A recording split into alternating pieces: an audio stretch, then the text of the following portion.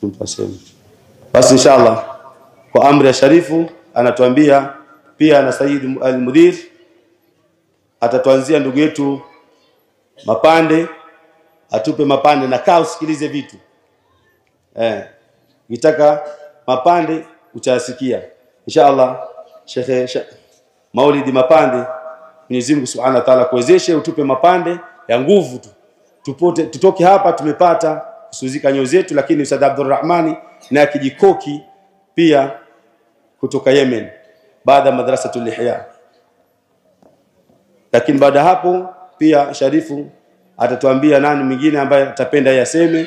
Inshallah yote maiki hizi za Sharifu ataamuru yeye. Inshallah.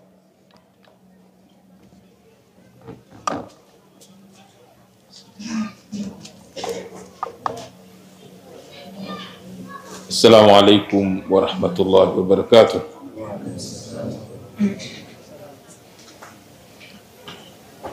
الحمد لله رب العالمين، والصلاة والسلام على سيد المرسلين سيدنا محمد، وهو الذي أعطاه الله جوامع الكلم وفجرت له ينابيع الحكم، فهو إمام البلغاء وسيد الفصحاء ورائد الأدباء، صلوات الله وسلامه عليه. وارض اللهم عن أصحاب النبي الذين كانوا بالليل رهبانا عابدين وبالنهار فرسانا مجاهدين. وارض اللهم عن التابعين وأتباع التابعين وعن العلماء العاملين وعن الأئمة المهديين، واحشرنا معهم يا ربنا يوم الدين. وبعد، الحاضرون،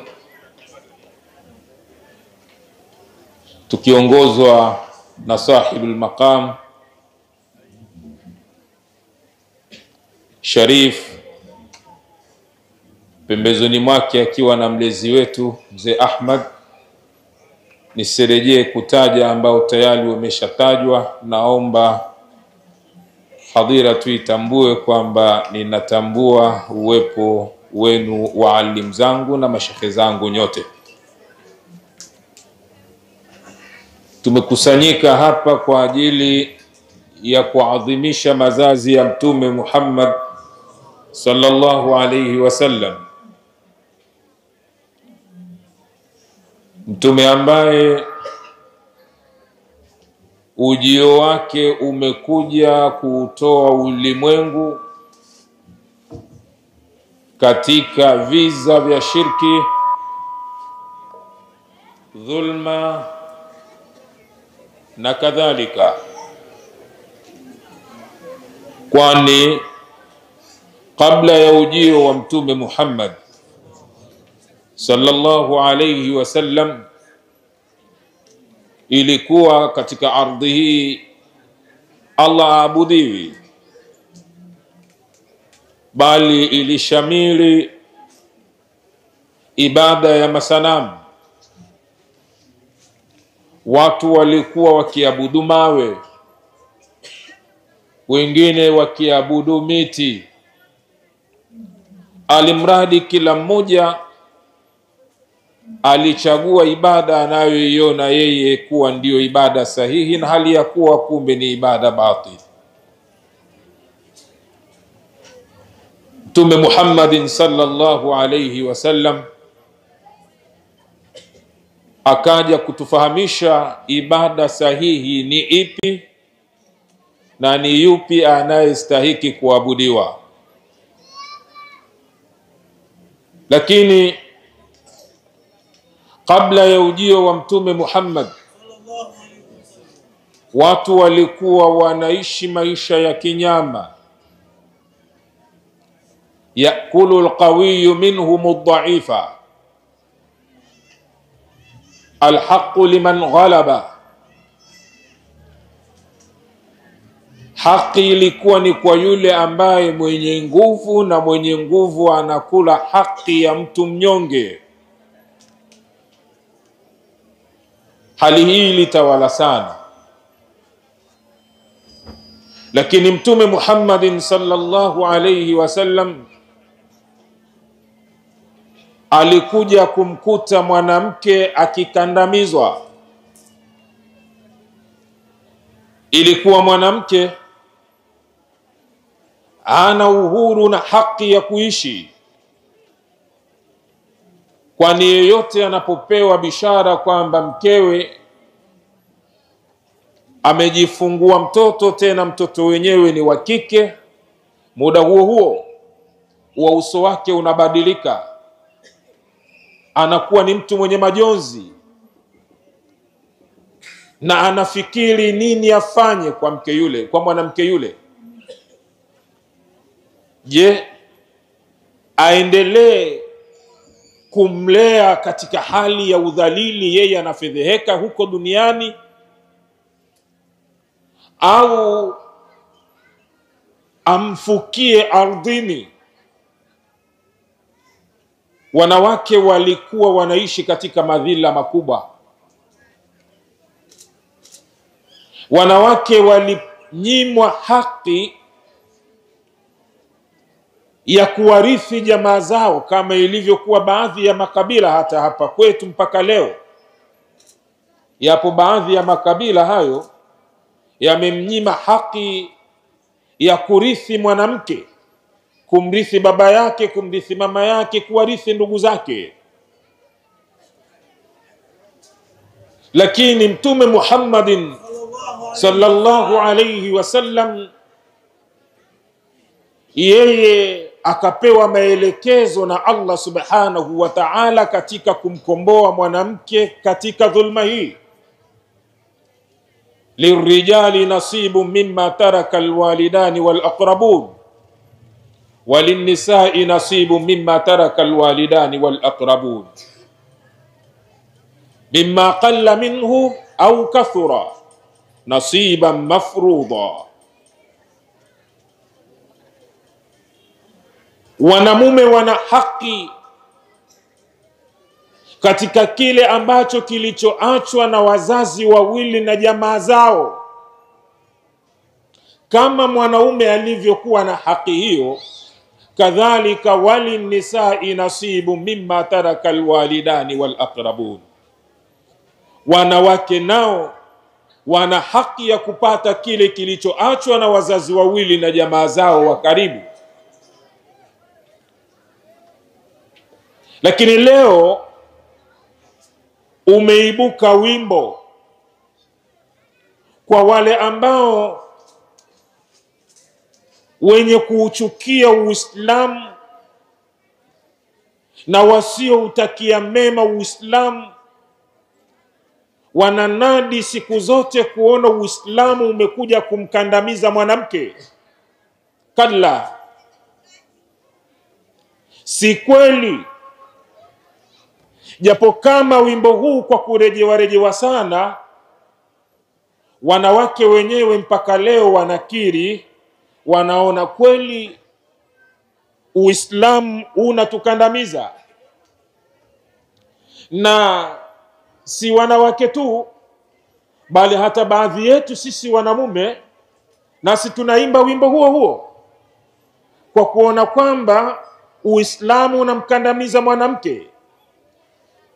Lakini ukitafuta mahalu shahid, wapi Uislamu unamkandamiza mwanamke, utakuja kuona kwa kuwa tu Allah subhanahu wa ta'ala anasema yusikumullahu fi auladikum lidhakari mithlu hadhi al-unthayayn. Lakini ilitakiwa hawa wanaoyasema haya kwanza wasafirishe akili zao, wajiulize kisha wapate majibu kwamba kabla ya huo mkandamizo wa Uislamu kumkandamiza mwanamke huyo ilikuwa ana haki gani aliyokuwa anaipata?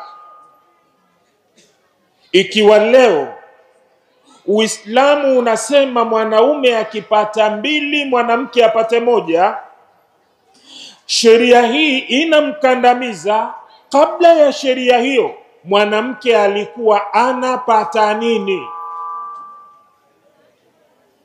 Ili tuone Uislamu umekuja kumnyang'anya haki yake. Alikuwa anapata zaidi kulikoni kile anachopata mwanaume, au alikuwa anapata sawa na mwanaume?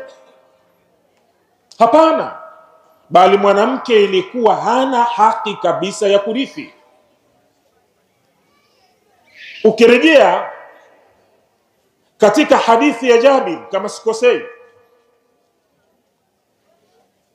katika kile kisa cha wale mabinti wawili wa Sa'd ibn Rabi'a ambaye baba yao aliuawa katika vita vya Uhud, akaacha mabinti wawili, akaacha mke mjane, akaacha na ndugu yake wa kiume, lakini pia aliacha mali. Kwa sheria ya wakati ule, mwanamke ilikuwa yeye ananyimwa haki ya kurithi. Ndugu yake Saadi ibn Rabi' alikuja kuchukua mali ya ndugu yake, na familia ya ndugu yake hakuiachia chochote katika mali. Hili wanawake si kama walikuwa wanalifurahia, walikuwa wanaumia, lakini walikosa mahala pa kupeleka malalamiko yao, isipokuwa baada ya ujio wa Mtume Muhammad sallallahu alayhi wasallam. Mke wa Saadi akapata mahala pa kupeleka malalamiko yake, akachukua binti zake, anakwenda kwa Rasulullah sallallahu alayhi wasallam, anamwambia ya Rasulullah, hatani ibnata Sa'd ibn Rabi' qutila abuhuma ma'aka fi Uhud shahida wa anna ammahuma akhadha malahuma wa lam yada' lahuma malan. Rasulullah, unawaona mbele yako hapa ni mabinti wawili hawa walioachwa na Sa'd ibn Rabi'. Baba yao ameuawa akiwa pamoja nawe katika vita vya Uhud shahid. Cha ajabu, baba yao aliwaachia mali hawa, ammi yao amekuja kukusanya mali yote iliyoachwa na baba yao, walam yada' lahuma malan, kwa nakra. Mpaka wakati huo, japo kama Uislamu umeshaelekeza kwamba lirijali nasibu mimma taraka alwalidani walaqrabun walinnisai nasibu mimma taraka alwalidani walaqrabun, lakini je, huyo mwanamke anastahiki nini? Mwanaume anastahiki nini? Bado ufafanuzi ulikuwa haujateremka. Mtume Muhammad sallallahu alayhi wasallam anamwambia mke wa Saad, nenda, sayaqdi Allahu fi dhalika, tusubiri Mwenyezi Mungu atoe hukumu juu ya hilo. Ndipo zinateremka zile ayatul mawarith, yusikumullahu fi auladikum lidhakari mithlu hadhil unthayayn fa in kunna nisaan fawqa ithnatayn falahunna thulutha ma tarak ila akhiriha. Uislamu unakuja kumtetea mwanamke aliyekandamizwa na kudhulumiwa. Leo mtu hana ilmu ya faraid, ajui mambo yanavyogeuka geuka na kubadilika. Na ni yupi anayestahiki kuabudiwa? Lakini kabla ya ujio wa Mtume Muhammad, watu walikuwa wanaishi maisha ya kinyama. Yakulu alqawiyyu minhum ad-dha'ifa, alhaqqu liman ghalaba. Haki ilikuwa ni kwa yule ambaye mwenye nguvu, na mwenye nguvu anakula haki ya mtu mnyonge. Hali hii ilitawala sana, lakini Mtume Muhammadin sallallahu alayhi wasallam alikuja kumkuta mwanamke akikandamizwa. Ilikuwa mwanamke ana uhuru na haki ya kuishi, kwani yeyote anapopewa bishara kwamba mkewe amejifungua mtoto, tena mtoto wenyewe ni wa kike, muda huo huo wa uso wake unabadilika, anakuwa ni mtu mwenye majonzi na anafikiri nini afanye kwa mke yule, kwa mwanamke yule. Je, aendelee kumlea katika hali ya udhalili, yeye anafedheheka huko duniani, au amfukie ardhini? Wanawake walikuwa wanaishi katika madhila makubwa. Wanawake walinyimwa haki ya kuwarithi jamaa zao, kama ilivyokuwa baadhi ya makabila hata hapa kwetu mpaka leo. Yapo baadhi ya makabila hayo yamemnyima haki ya kurithi mwanamke, kumrithi baba yake, kumrithi mama yake, kuwarithi ndugu zake. Lakini Mtume Muhammadin sallallahu alayhi wasallam, yeye akapewa maelekezo na Allah subhanahu wa ta'ala katika kumkomboa mwanamke katika dhulma hii. Lirijali nasibu mimma taraka alwalidani walaqrabun, walinnisai nasibu mimma taraka alwalidani walaqrabun, mimma qalla minhu au kathura nasiban mafruḍa. Wanamume wana haki katika kile ambacho kilichoachwa na wazazi wawili na jamaa zao. Kama mwanaume alivyokuwa na haki hiyo, kadhalika walinnisai nasibu mimma taraka alwalidani walaqrabun, wanawake nao wana haki ya kupata kile kilichoachwa na wazazi wawili na jamaa zao wa karibu. Lakini leo umeibuka wimbo kwa wale ambao wenye kuuchukia Uislamu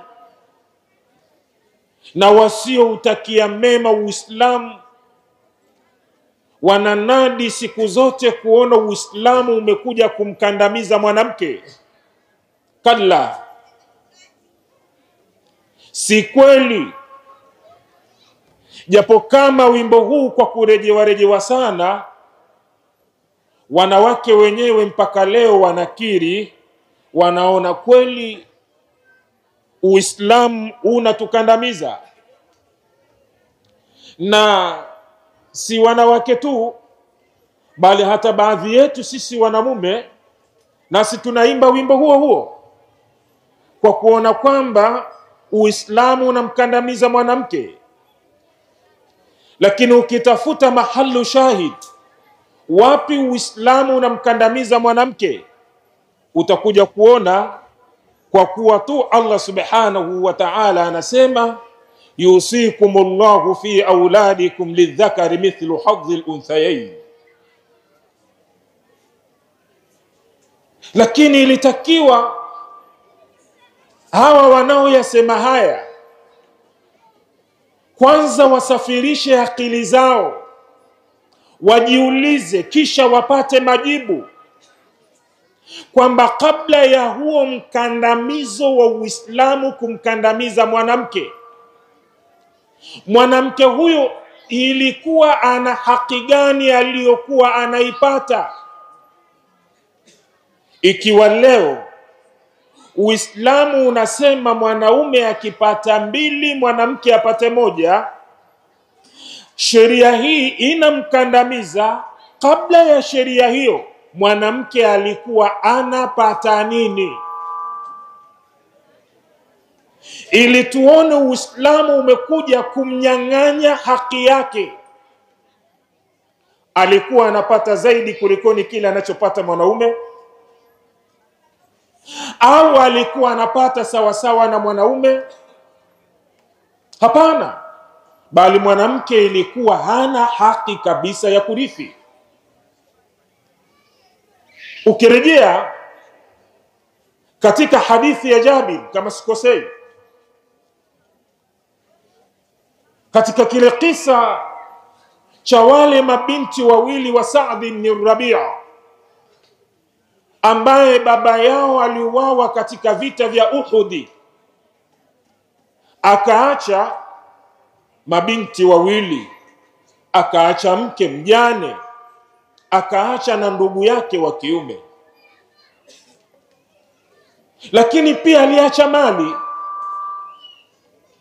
Kwa sheria ya wakati ule, mwanamke ilikuwa yeye ananyimwa haki ya kurithi. Ndugu yake Saadi ibn Rabi' alikuja kuchukua mali ya ndugu yake, na familia ya ndugu yake hakuiachia chochote katika mali. Hili wanawake si kama walikuwa wanalifurahia, walikuwa wanaumia, lakini walikosa mahala pa kupeleka malalamiko yao, isipokuwa baada ya ujio wa Mtume Muhammad sallallahu alayhi wasallam. Mke wa Saadi akapata mahala pa kupeleka malalamiko yake, akachukua binti zake, anakwenda kwa Rasulullah sallallahu alayhi wasallam, anamwambia, ya Rasulullah, hatani ibnata Sa'd ibn Rabi' qutila abuhuma ma'aka fi Uhud shahida wa anna ammahuma akhadha malahuma wa lam yada' lahuma malan. Rasulullah, unawaona mbele yako hapa ni mabinti wawili hawa walioachwa na Sa'd ibn Rabi'. Baba yao ameuawa akiwa pamoja nawe katika vita vya Uhud shahid.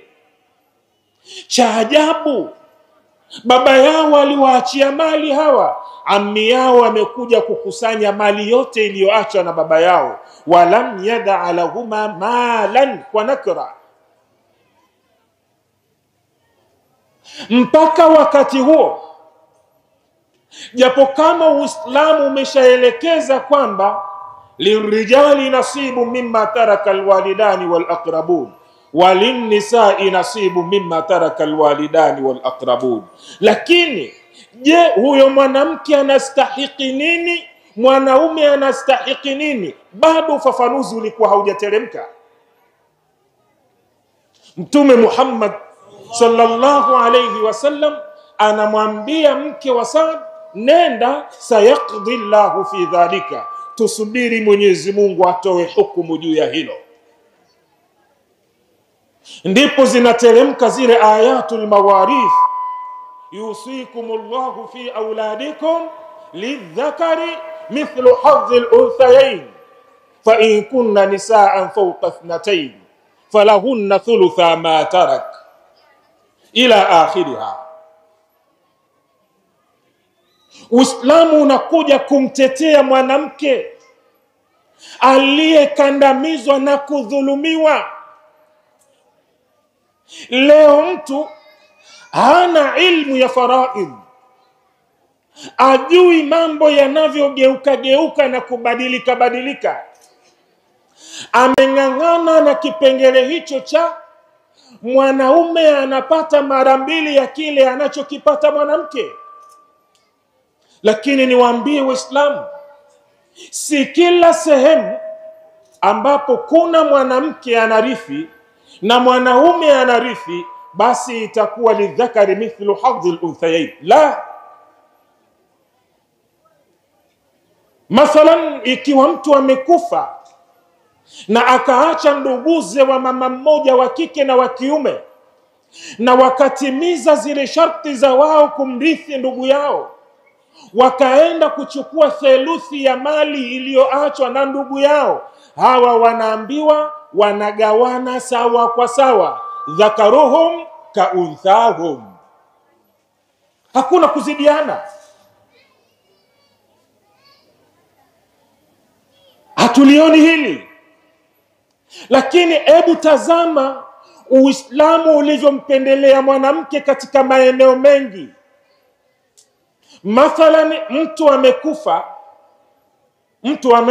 amekufa akaacha mume, akaacha kaka zake wawili wa baba mmoja mama mmoja, lakini pia akaacha na ndugu zake wa mama mmoja, na tukakadiria pesa iliyoachwa labda wastani wa shilingi milioni 60. Katika milioni 60 hizi, hawa ndugu wa baba mmoja mama mmoja, ya kwa wao ni milioni 10 tu. Kama itakuwa ni milioni 60, ya kwa wao ni milioni 10 tu, kwa kuwa ni wa kiume, kwa sababu masala yao inatokana na 6. Allahumma salli wa sallim alayhi. Lakini ukigeuza katika mfano huu, badala ya makaka waweke madada, fungu lao halitakuwa tena milioni 10 katika milioni 60.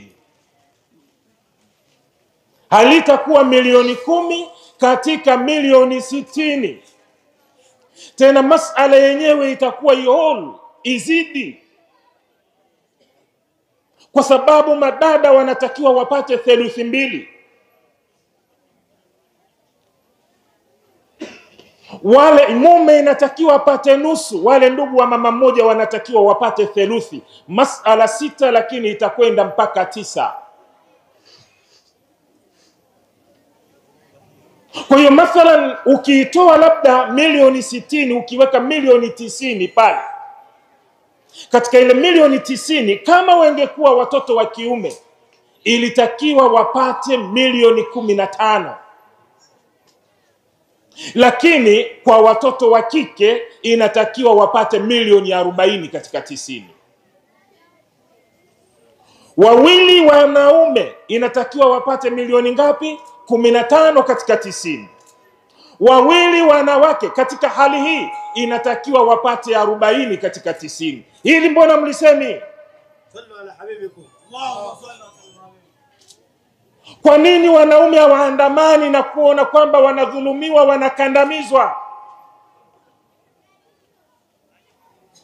Na si hilo tu, nenda hata katika mas'alatu mushtarika kule utakuta hivyo.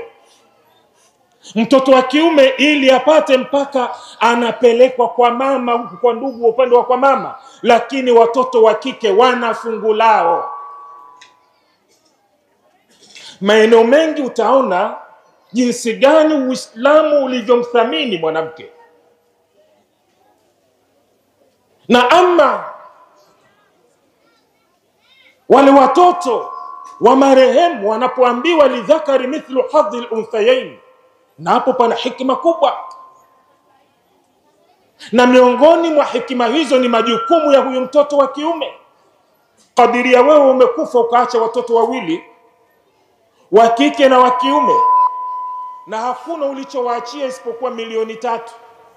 Sheria inamtaka mtoto wa kiume achukue 2 katika 3, wa kike achukue 1. Lakini huyu wa kiume ilikuwa hana mke na yule wa kike hana mume.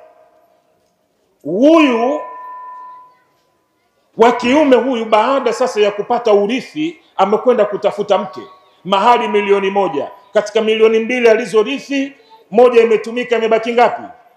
Imebaki moja.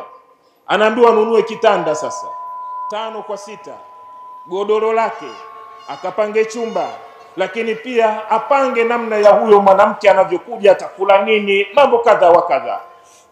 Yawezekana katika zile 2,000,000 alizozipata na deni juu. Lakini siku 2-3 amekuja mwanamume naye anamtaka dada yake ambaye aliyerithi 1,000,000, na yeye akatwanga mahari 1,000,000. Ana 1,000,000 ya urithi, ana 1,000,000 ya mahari. Anaambiwa hii ya kwako, katafute kiwanja huko Zingiziwa sijui wapi huko. Ana 2,000,000. Hivi aliyependelewa hapa nani? Mahari anatoa mwanaume, mwanamke hatoi mahari. Mwanaume ndiye anayetakiwa akatafute mwanamke ale, atumie, sio mwanamke akatafute ili mwanaume atumie.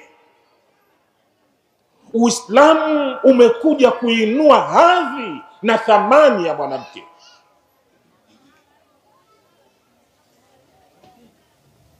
Nimalize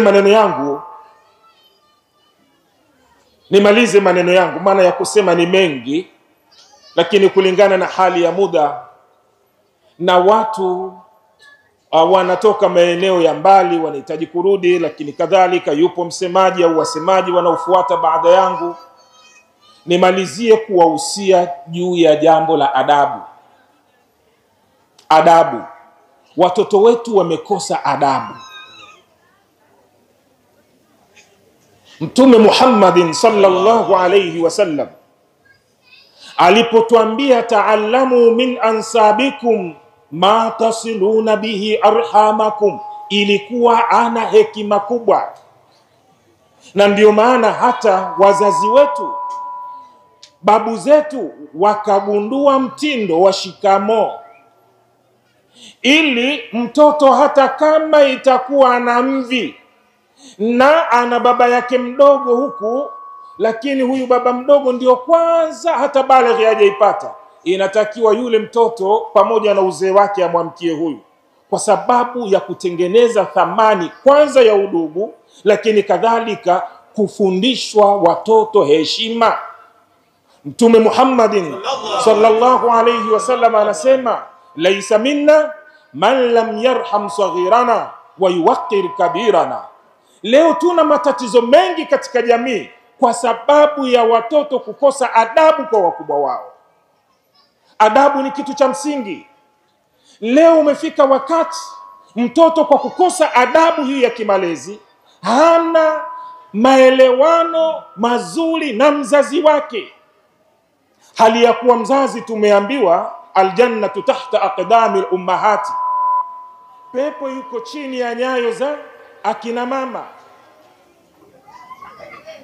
Leo Mtume Muhammadin sallallahu alayhi wasallam anatuambia katika kujifunza hizi nasaba na elimu hii, watu wataunganisha udugu wao, lakini pia wataleta mapenzi. Pia udugu utawafanya watu waweze kuwa na mali, waweze kupata kipato. Sasa hivi watu wanahangaika kwa waganga, kuhangaika nani aliyemfungia riziki yake, kumbe kajifungia yeye mwenyewe kwa sababu ya kukata udugu wake. Kila mmoja, wasia wangu kwa maelekezo haya ya Mtume Muhammad sallallahu alayhi wasallam, na miongoni mwa faida tunaotakiwa tuondoke nayo katika hadhara hii, sema vizuri na ndugu yako, sema vizuri na mzazi wako, kinyume chake laana itakushukia, laana ambayo umeitengeneza mwenyewe kwa mikono yako. Tumuombe Mwenyezi Mungu atujalie kuwa ni wenye kuyasikia maneno na kuyafuata yale yote yaliyokuwa mazuri. Aqulu qawli hadha wastaghfirullah alazim li wa lakum. Wassalamu alaykum wa rahmatullahi wa barakatuh. Masha Allah, jazakallahu khairan. Alikuwa akitufunulia vitu viwili, yusikumullahu fi auladikum,